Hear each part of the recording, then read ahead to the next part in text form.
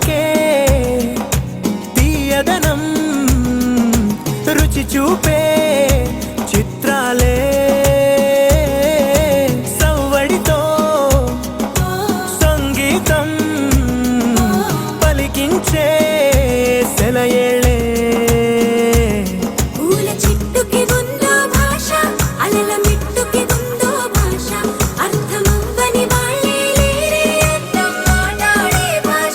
పలకరింపే పులకరింపై పిలుపునిస్తే